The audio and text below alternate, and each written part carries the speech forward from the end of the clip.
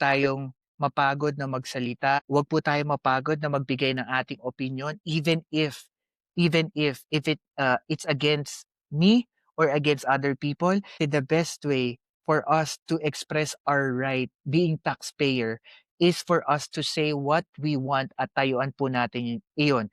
Kasi 'pag hindi po tayo nagsalita at hindi tayo nagsasalita, practice your right, karapatan po ninyo 'yan. Kung may nakita kayong issue, aligasyon na ginagawa ng ating public official, matuto po kayong magsalita.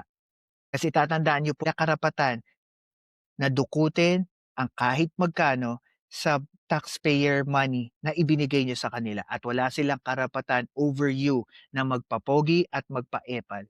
Kaya para sa akin po, this is your time, this is your moment para magsalita. Kahit sa ang channel, kahit anong klaseng social media pa salita po. Kasi kailangan natin maparamdam sa mga public official na ito, they do not ever have a right over you